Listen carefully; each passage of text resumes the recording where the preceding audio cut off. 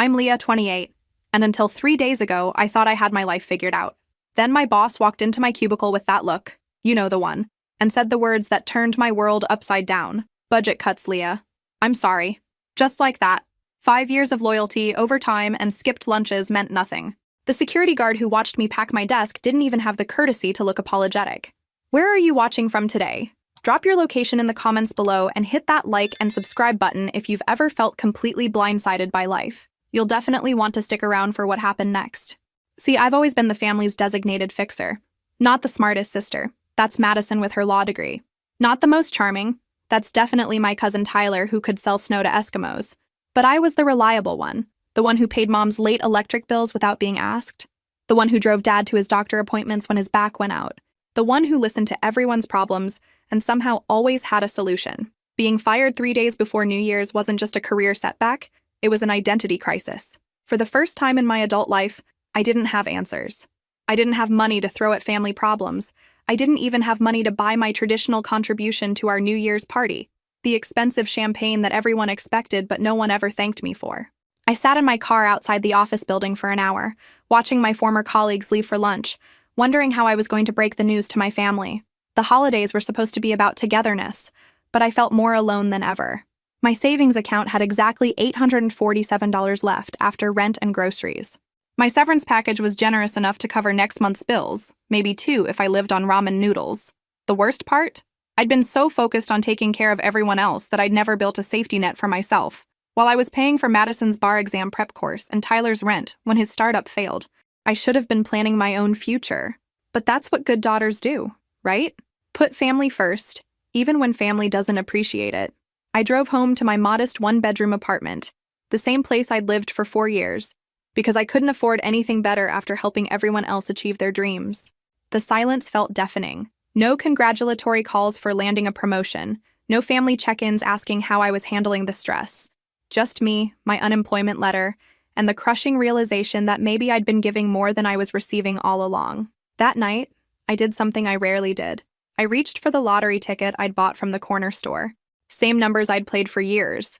Dad's birthday, Mom's birthday, Madison's birthday. A weekly gesture of love for people who probably didn't even know I was thinking of them. As I tucked it into my wallet, I couldn't help but laugh at the irony. Playing numbers for family members who barely remembered mine. The next morning brought that special kind of anxiety that comes with unemployment, the kind that makes your coffee taste like regret and your shower feel like borrowed time. I'd already checked my bank account twice before breakfast, as if the numbers might magically improve through sheer wishful thinking. My phone buzzed with a text from the family group chat. New Year's planning meeting tonight at Mom's. Bring your contribution list. Mom. Right.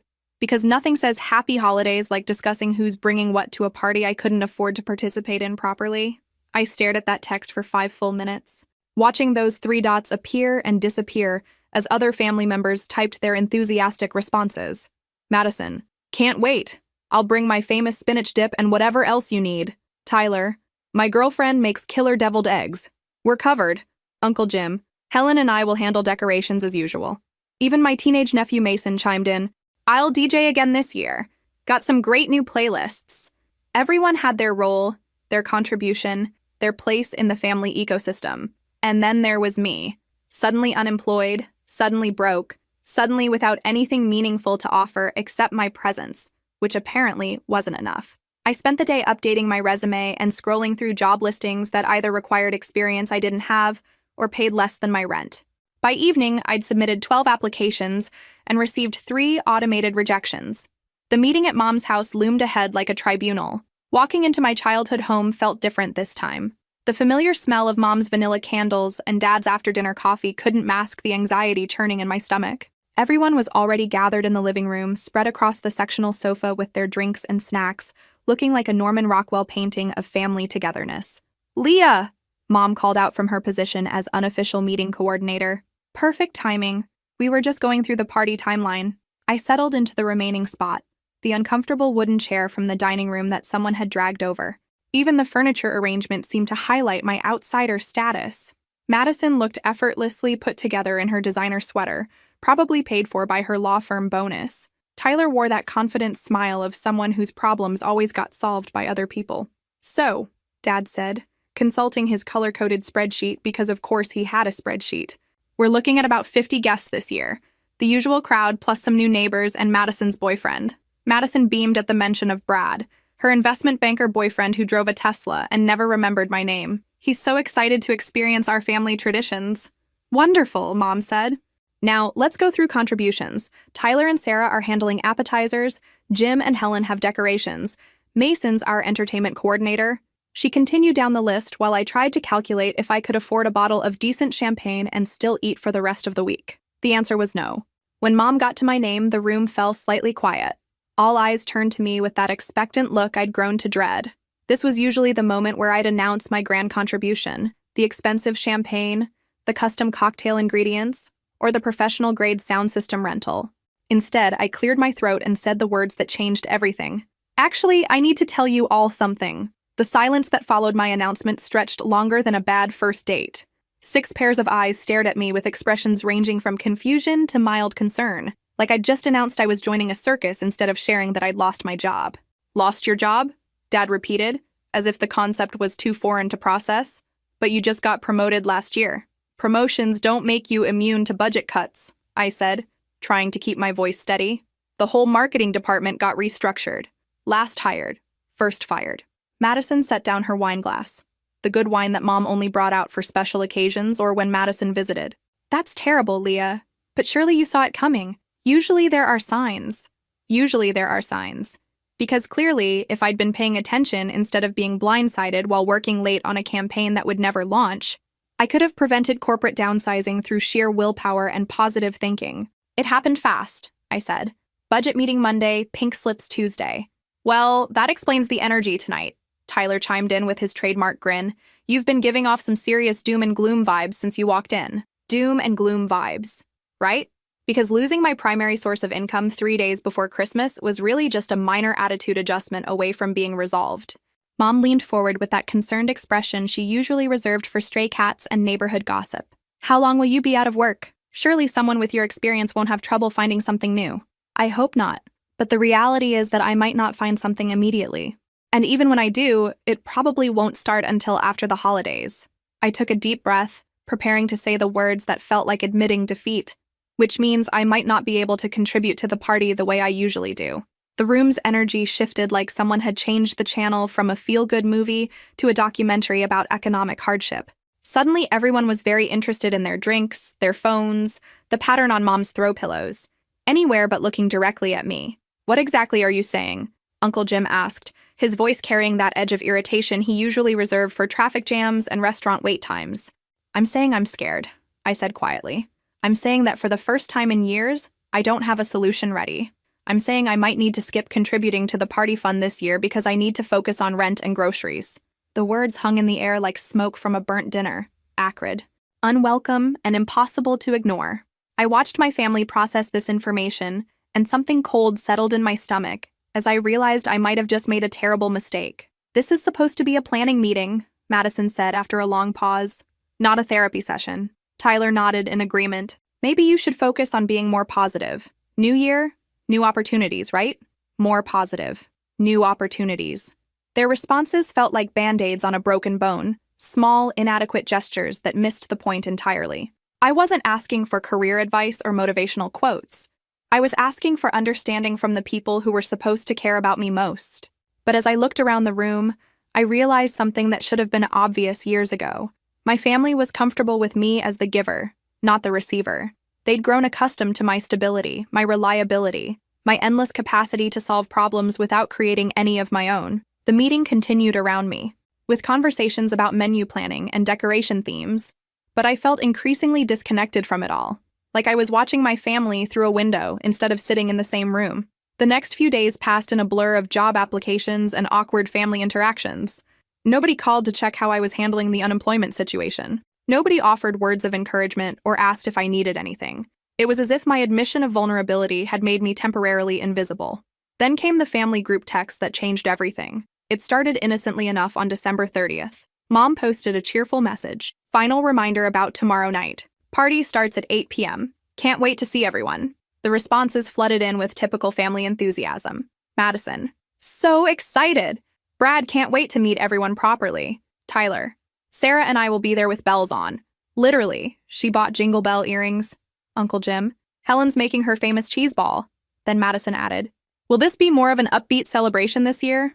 Some of us have had enough negativity lately. My stomach dropped. She was talking about me, about my doom and gloom vibes, and my inconvenient unemployment situation. Before I could respond, Tyler jumped in. Totally agree. New Year's is supposed to be about fresh starts and good energy. Maybe some people should work on their mindset before joining the celebration. Some people. They weren't even using my name anymore. I stared at my phone screen, reading and rereading their messages. My family was discussing my emotional state like I wasn't in the group chat, like I was a problem to be managed rather than a person going through a difficult time. Finally, I typed, I understand I've been stressed about losing my job. I didn't realize that made me unwelcome at family gatherings. The 3 dots appeared immediately. Madison was typing. Nobody said unwelcome, Leah. We just think maybe you should focus on getting back to your normal self before big social events. You wouldn't want to bring down the mood for everyone else. Focus on getting back to my normal self, as if unemployment was a choice I'd made out of spite rather than a circumstance beyond my control. Tyler added, plus, let's be honest, you probably can't afford the champagne this year anyway. Maybe it's better if you skip until you're back on your feet financially. The cruelty of that comment took my breath away. Tyler, whose rent I'd helped pay more times than I could count. Tyler, who'd never once thanked me for covering his car payment when his startup failed. Tyler was now using my financial struggles as a weapon against me. But it was Mom's response that delivered the final blow. Leah, sweetheart, maybe it would be best if you took this year to focus on your career situation. We all understand. Family gatherings should be joyful occasions, and we don't want you to feel pressure to pretend everything's fine when it's not. We don't want you to feel pressure. Translation, we don't want to feel uncomfortable about your problems. I sat in my apartment, staring at my phone screen, waiting for someone, anyone, to defend me. Waiting for Dad to say something supportive. Waiting for Uncle Jim to point out how many times I'd helped family members through tough situations. Waiting for someone to remember that I was the one who'd driven Madison to court appearances when she was too nervous to drive herself, or that I was the one who'd helped Tyler move apartments 4 different times. But the group chat fell silent. No one defended me. No one questioned whether they were being fair. No one suggested that maybe, just maybe, this was exactly when family should rally around each other instead of circling the wagons to protect their comfort. After an hour of silence, I typed my final message. I understand. Have a wonderful celebration. Then I left the group chat. New Year's Eve arrived with the kind of crisp winter morning that usually filled me with optimism. Instead, I woke up feeling hollow, like someone had scooped out my insides and left only the shell behind. My family was probably already preparing for their celebration, the celebration I'd been uninvited from for the crime of being honest about my struggles. I spent the day doing mundane tasks that felt enormous in my current state.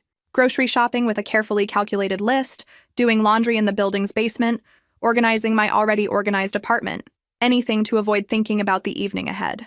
Around 7 p.m., as the sun set and my family was likely sharing pre-party drinks, I found myself holding that lottery ticket again. The same numbers I'd played religiously for 3 years. October 15th, June 3rd, August 22nd. Dad's birthday, Mom's birthday, Madison's birthday. Even in my current state of rejection, I'd unconsciously chosen to honor them. The irony wasn't lost on me. Here I was, playing their birthdays on the night they'd made it clear I wasn't welcome in their lives. I turned on the television and ordered Chinese takeout. Sesame chicken and fried rice, my go-to comfort food. As midnight approached, I found myself watching the ball drop in Times Square, surrounded by thousands of strangers celebrating together, while I sat alone in my living room with cold takeout and a broken heart. When the countdown began, I closed my eyes and made the same wish I'd made every New Year for the past decade. That things would get better for my family, that everyone would be healthy and happy, that I'd be able to continue helping the people I loved. This year, for the first time, I added something new, that I'd learned to value myself the way I valued everyone else. At 12:01 a.m., my phone buzzed with New Year's texts from friends and a few distant relatives. Nothing from my immediate family. Not even a generic Happy New Year message. They were probably still celebrating. Probably hadn't even noticed my absence beyond the relief of not having to deal with my negative energy. I fell asleep on the couch around 2 a.m., still wearing the dress I'd originally bought for their party. The next morning, January 1st, started like any other hangover-free New Year's Day. Quiet, reflective, full of possibility and regret in equal measure. I made coffee and checked my phone for the lottery results, a ritual I'd maintained for years despite never expecting anything more than the occasional free ticket. That's when I saw the numbers. October 15th, June 3rd, August 22nd, plus the Powerball number that matched my lucky number 7. I stared at the screen, convinced I was misreading something. I checked again, and again. I pulled out my ticket and compared the numbers line by line, my hands shaking so badly I could barely hold the paper steady. $340 million. $340 million. I won using the birthdays of the family members who just excluded me from their celebration. I sat on my couch for exactly 17 minutes, staring at that lottery ticket like it might spontaneously combust if I looked away. My brain kept cycling through the same thought. This couldn't be real. People like me didn't win life-changing amounts of money. People like me paid other people's bills and got uninvited from family parties for having the audacity to struggle. But the numbers were right there in black and white, mocking me with their perfect alignment.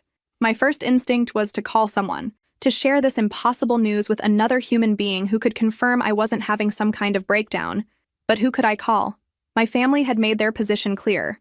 My few close friends were probably still sleeping off their New Year's celebrations. So I did what any rational person would do upon discovering they'd won $340 million.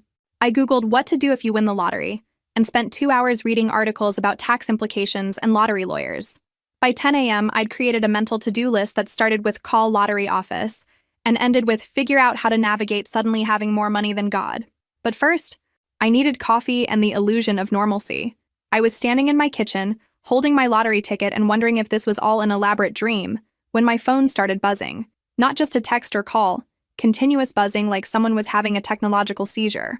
The first call was from a number I didn't recognize. Then another. Then 5 more in rapid succession. Then came the text from Madison. Leah, call me right now. Followed immediately by, I can't believe this is happening. And then, please tell me you didn't actually win. My stomach dropped. Somehow they'd found out. I'd been careful not to tell anyone. Hadn't posted anything on social media. Hadn't even fully processed it myself. How could they possibly know? Then Tyler's name appeared on my screen, and I answered without thinking. Leah? His voice was different. Strained. Almost panicked. Please tell me you didn't play the family birthdays. The family birthdays. Of course.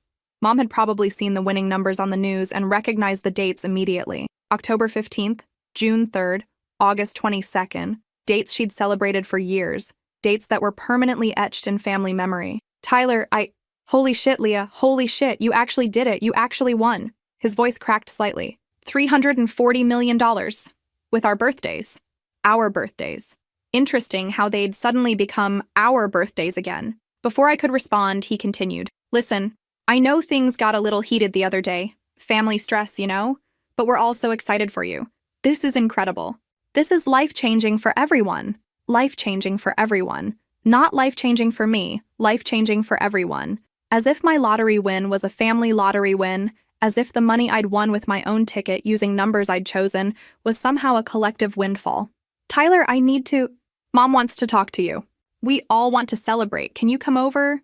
We should plan how to handle this together. As a family. As a family. The same family that had uninvited me from their celebration less than 48 hours ago for having negative energy. The same family that had suggested I skip gatherings until I got my life together. My phone was now buzzing with texts from numbers I hadn't heard from in months. Cousins, aunts, uncles, family friends who'd somehow gotten my number and suddenly remembered my existence. But it was the message from Mom that made my hand shake. Sweetheart, I just saw the numbers on the news. I recognized them immediately. Those are our special dates. Can you believe it? This is meant to be. This is going to change everything for all of us. We should meet today to discuss how to move forward. Love you so much. Love you so much. When was the last time she'd said that? When was the last time any of them had expressed love without it being connected to what I could do for them? I turned off my phone and sat in the silence of my apartment, holding a piece of paper worth more money than I could conceptualize. The same family that had excluded me for being broke was now including themselves in my wealth. The irony would have been funny if it wasn't so heartbreaking. Within an hour of turning my phone back on, I had 47 missed calls, 83 text messages, and apparently I'd been re-added to the family group chat I'd left 2 days earlier. The same group chat where I'd been essentially voted off the island for having the audacity to be unemployed during the holidays. The group was now called Leah's Big News, with approximately 12 heart emojis. Because nothing says genuine family love like emoji overuse and excessive exclamation points. The messages were a masterclass in selective amnesia. Madison. OMG, OMG, OMG, I can't believe my sister is a millionaire. Tyler. This is insane. Best New Year's ever. When can we celebrate properly? Mom, I always knew this family was blessed. The universe has rewarded our Leah's generous heart. Our Leah. Funny how I'd been promoted from negative energy to our Leah in the span of discovering I had money. Uncle Jim. Helen and I are so proud. You deserve every penny. Every penny. Including the pennies I'd apparently been too broke to contribute to their party, according to these same people 48 hours ago. But it was Madison's follow-up message that really showcased the family's newfound enthusiasm. I've been looking at cars online and found the perfect BMW for myself, just thinking about how we should coordinate our luxury purchases. Sisters supporting sisters. Sisters supporting sisters. The same sister who'd suggested I skip family gatherings until I fixed my attitude problem. Then came Tyler's contribution. Sarah and I found this amazing downtown loft. The rent is only $4,000 a month, perfect for young professionals like us. Maybe we could discuss investment opportunities later. Investment opportunities. Translation. Please pay our rent forever because we're too important to work jobs that actually cover our lifestyle choices. My phone rang again. Dad this time. I let it go to voicemail, then listened to his message with morbid curiosity. Leah, sweetheart, this is incredible news. Mom and I are so excited we can barely think straight. This is life-changing for the whole family. We should get together today to discuss how to handle everything. Financial planning, media attention, family coordination. There's so much to organize. Call us back as soon as you get this. We love you so much, honey. This is amazing. Life-changing for the whole family. Not life-changing for me. Life-changing for the whole family. As if I'd won some kind of group lottery instead of playing my own numbers with my own money. The irony was so thick you could cut it with a knife. These were the same people who'd been concerned about my negative energy contaminating their New Year's celebration. Now suddenly they wanted to coordinate our futures like some kind of financial commune. More calls came in from relatives I hadn't spoken to since last Christmas. Cousin Sarah from Portland, who'd never returned my birthday calls. Aunt Jennifer from Florida, who'd skipped my college graduation because it was too far to travel. Uncle Mike from Chicago, who'd borrowed $500 3 years ago and had apparently developed amnesia about paying it back. Everyone suddenly remembered my existence and, more importantly, my phone number. The group chat continued its frenzied activity. Mom, we should plan a proper celebration, maybe a family vacation? I've always wanted to see Italy. Madison, yes, Europe would be perfect. We could rent a villa. Tyler, or we could go somewhere tropical. I need some beach time after all this excitement. They were planning my money like it was community property. No questions about what I wanted to do, where I wanted to go, or whether I'd even want to travel with people who'd uninvited me from a dinner party for being unemployed. I scrolled through message after message of sudden affection and elaborate plans, all centered around my newfound wealth. Not once did anyone acknowledge what had happened 2 days ago.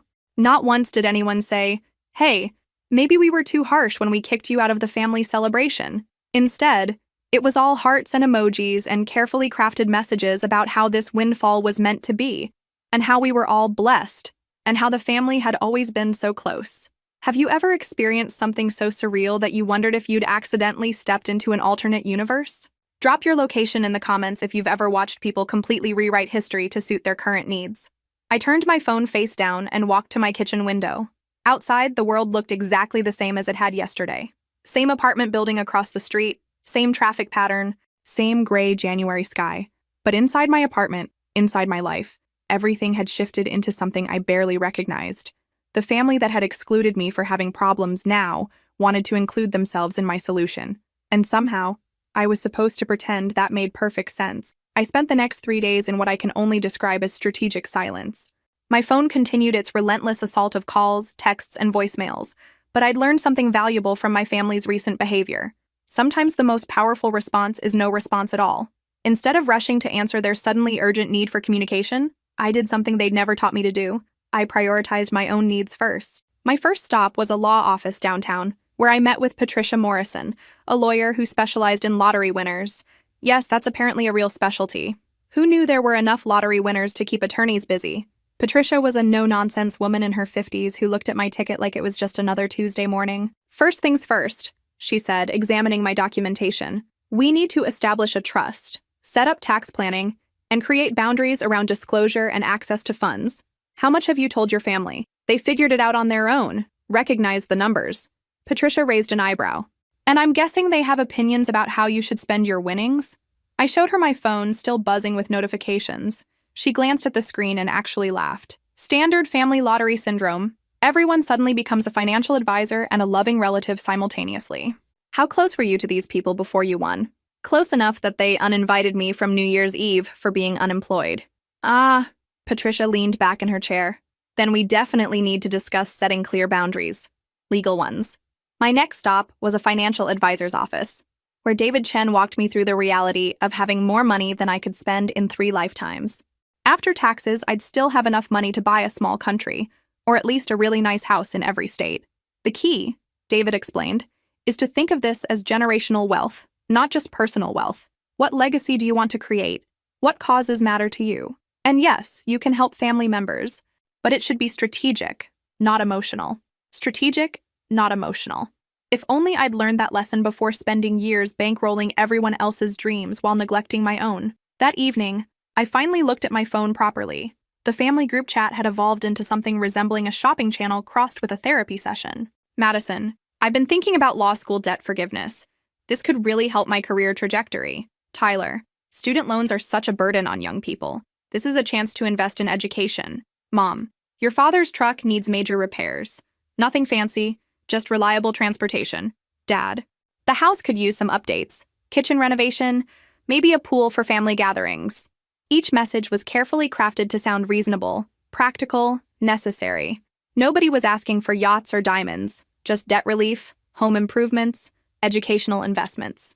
All perfectly justifiable requests that happened to total several $1,000,000 when added together. The psychological manipulation was almost artistic in its subtlety.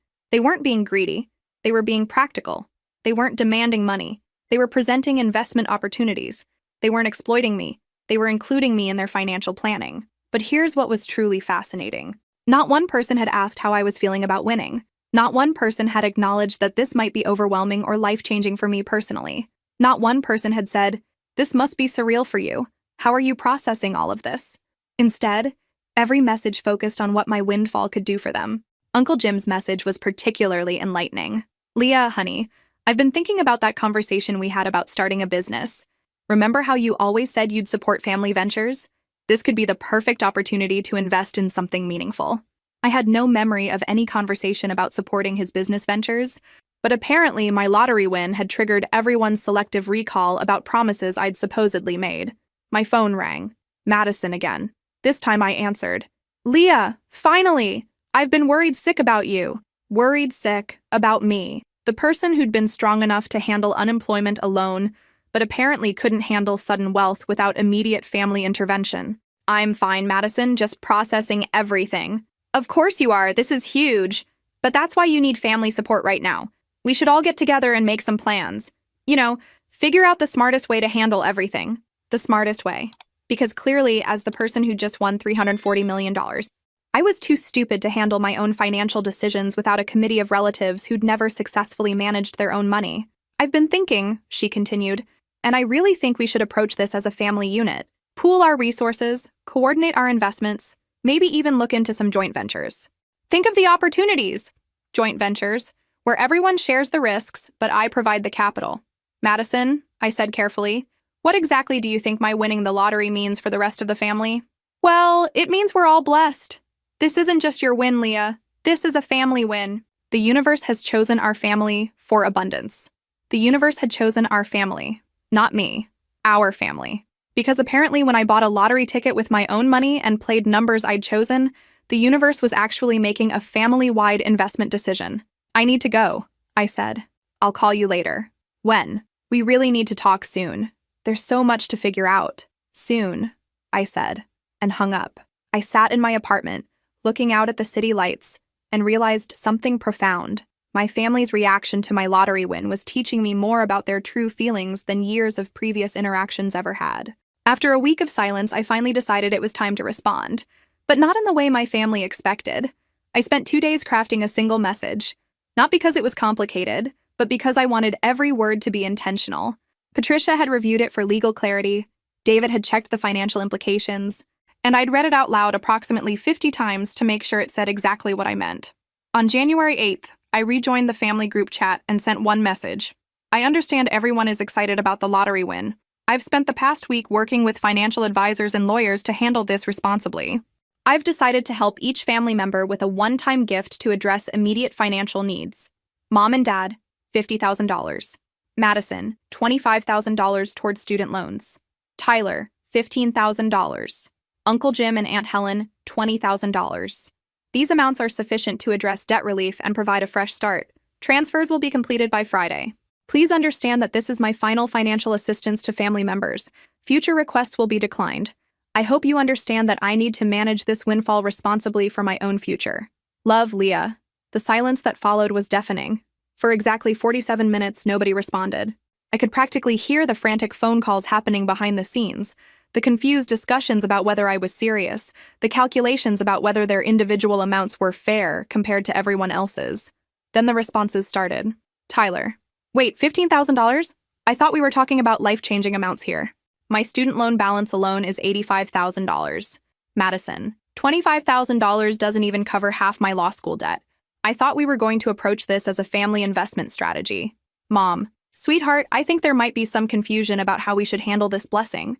Your father and I think it would be better to discuss amounts in person. Translation. Your financial advisors have given you bad advice, and we know better because we're your family. Uncle Jim. Leah, honey, I'm grateful for any help, but I was hoping we could discuss that business venture I mentioned. $20,000 wouldn't be enough to get started. Each response was a masterclass in moving goalposts. Nobody thanked me for the substantial amounts I'd offered. Nobody acknowledged that I'd just solved their immediate financial problems. Instead, everyone focused on how my generosity was insufficient to meet their expanded expectations. The group chat exploded into what I can only describe as a digital intervention. Madison. Maybe we should all sit down together and create a proper financial plan. Leah might not understand the full scope of opportunities here. Tyler.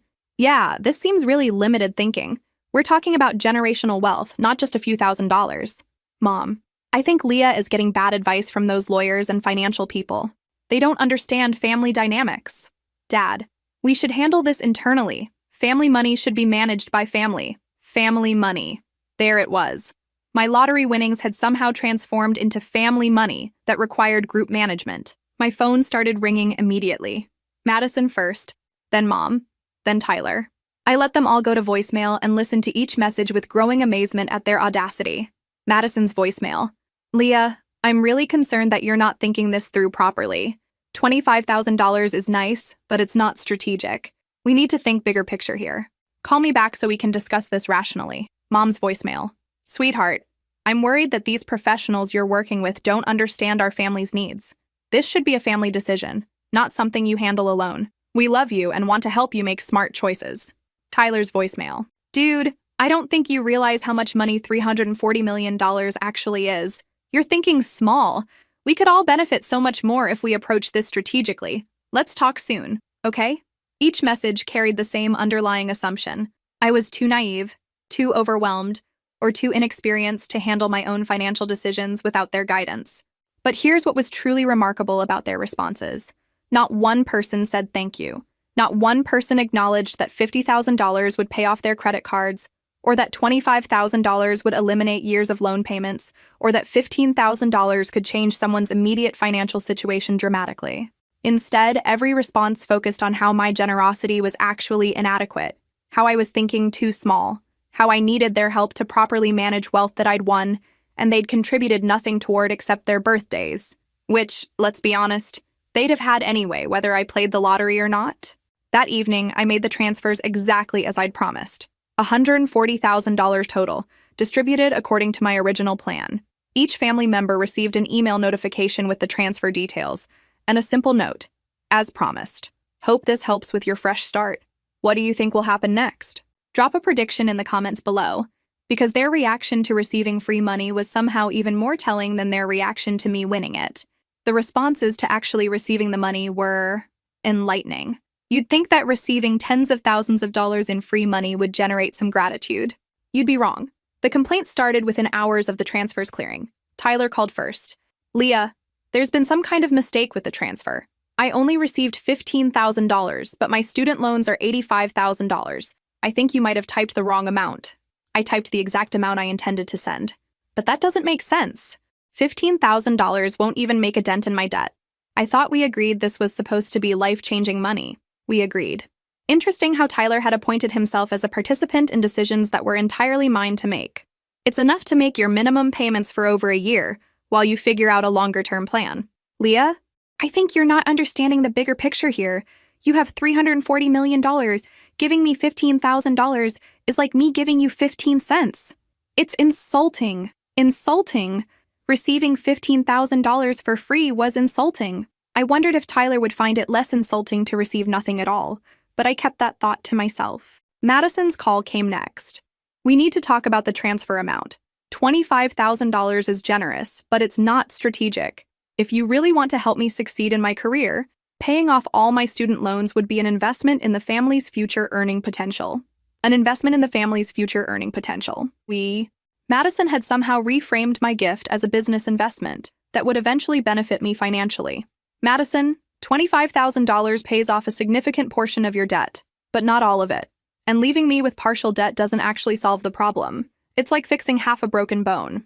It's still broken. Her metaphor was creative. I'll give her that. Comparing my financial gift to inadequate medical treatment was a new level of entitlement, but it was Mom's call that truly showcased the family's evolving perspective.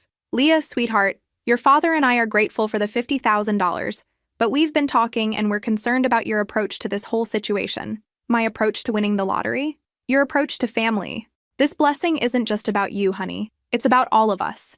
God has chosen our family for abundance, and we have a responsibility to handle it wisely. God had chosen our family for abundance. Not me. Our family. Because apparently when I bought a lottery ticket and won, it was actually a divine family intervention. We think you should consider a more collaborative approach, Mom continued. Maybe set up a family trust or foundation where we all have input into financial decisions. That way everyone benefits properly, and you don't have to carry the burden alone. A family trust where everyone had input into my money. The burden of being wealthy was apparently too heavy for me to carry without committee oversight. Mom, I've already given everyone substantial amounts of money. Substantial for regular people, but not substantial considering the blessing you've received. You need to think proportionally. Sweetheart, think proportionally. Because giving away $140,000 within a week of winning wasn't proportional enough. Over the next few days, the pressure intensified. Group chat messages shifted from gratitude to strategy sessions about how I could maximize the family benefit of my winnings. Uncle Jim, I've been researching family foundations. We could structure this so everyone has ongoing support instead of one-time payments. Tyler, I found this article about lottery winners who failed because they didn't involve their families in financial planning. We should learn from their mistakes. Madison, there are tax advantages to larger family gifts. You might actually save money by giving us more.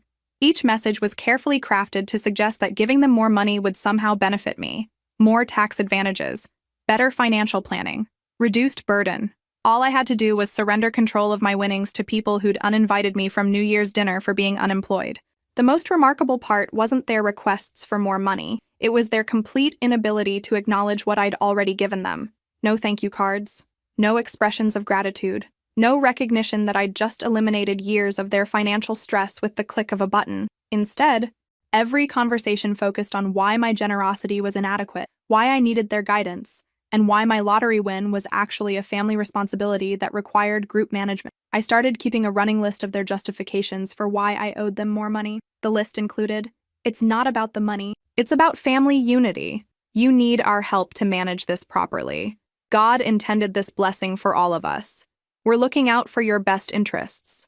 This is generational wealth, not personal wealth. Family should come first. You're thinking too small. We're trying to help you succeed. Not one justification acknowledged a simple truth. It was my money, won with my ticket, and any financial assistance I provided was generosity, not obligation. But here's what I finally understood.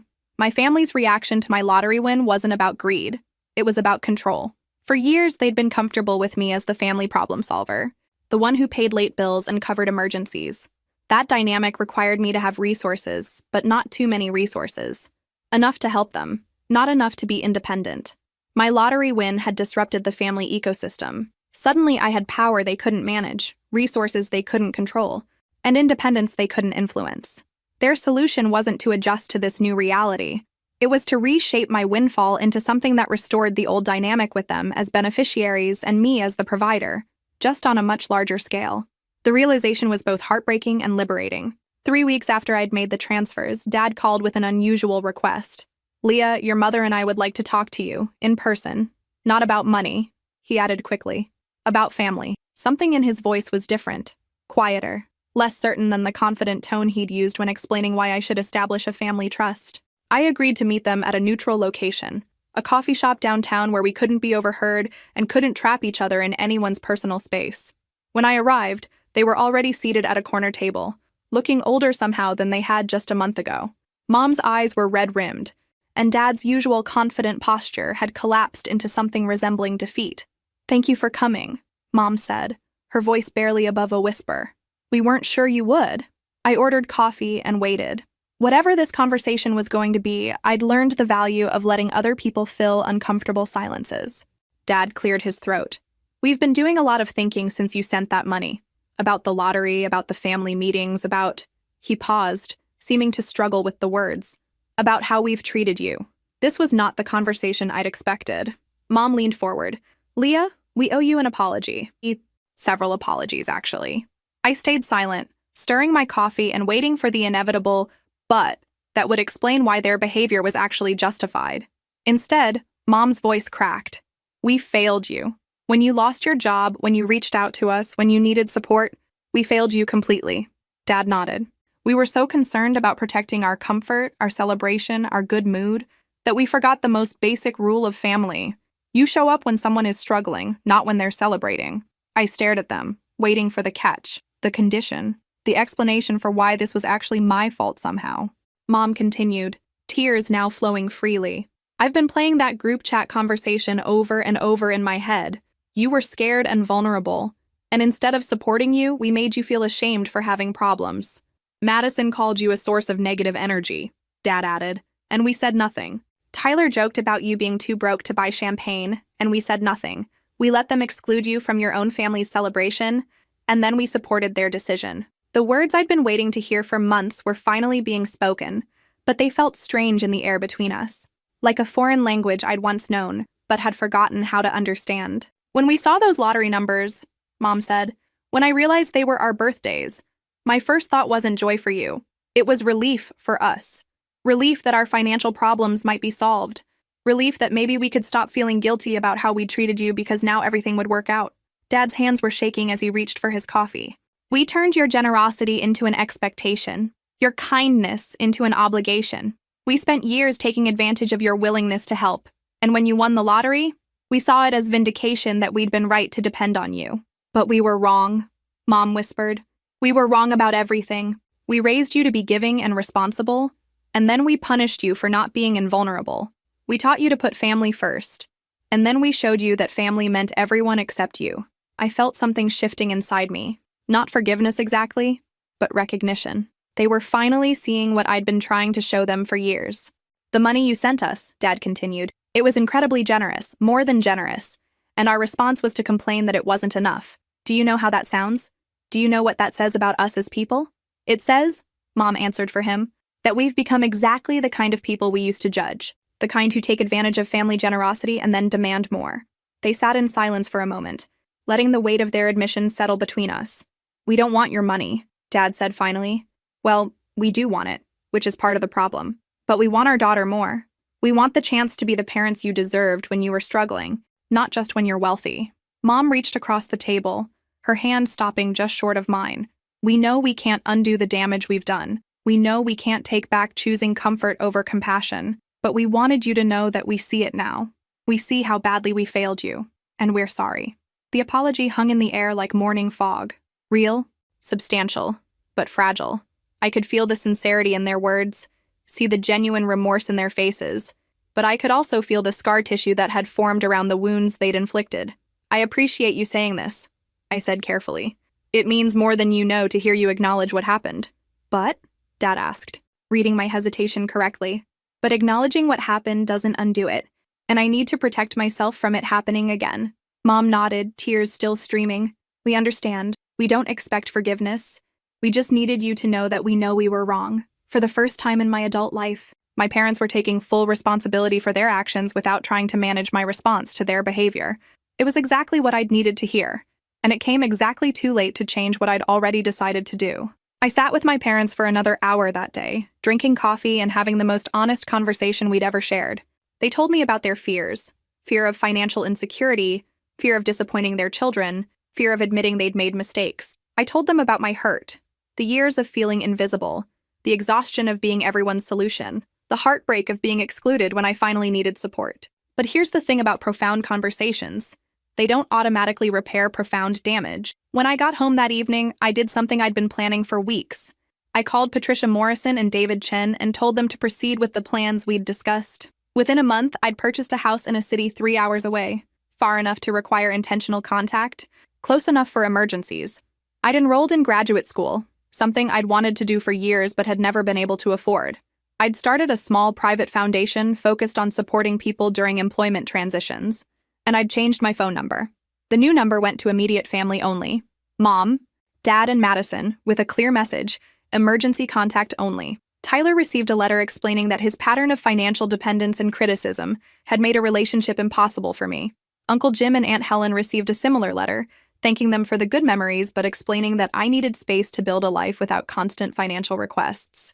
The foundation became my way of channeling what I'd learned. Every grant recipient was someone experiencing job loss, career transition, or unexpected financial crisis. People who needed support exactly when society tends to look away. But the real change happened internally. For the first time in my adult life, I made decisions based on what I wanted instead of what others needed from me. I bought furniture I liked instead of furniture that would impress visitors. I traveled to places I wanted to see instead of places others thought I should visit. I dated men who treated me as an equal instead of men who saw me as a solution to their problems. My parents and I developed a careful relationship built on weekly phone calls and monthly visits. They kept their promise about not requesting money, and I kept my promise about staying in touch.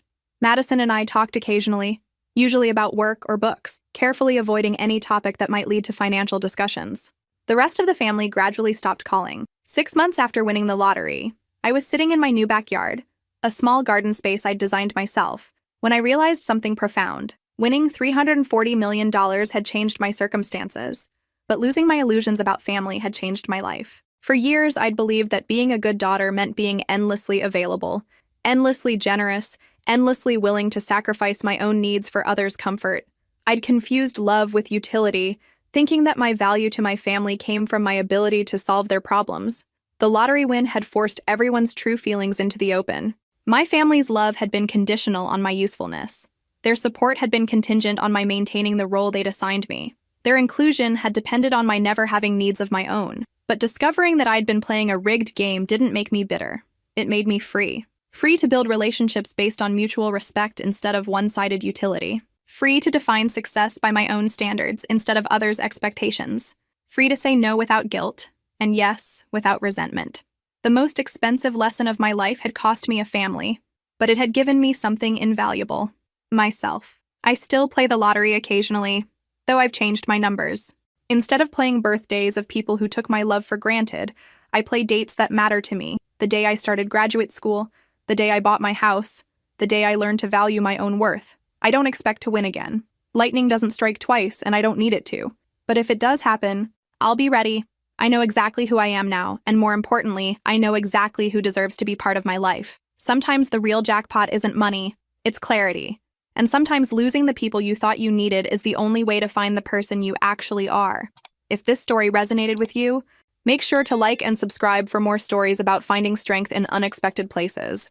Because sometimes the best thing that can happen to you is discovering that you're stronger than you ever imagined.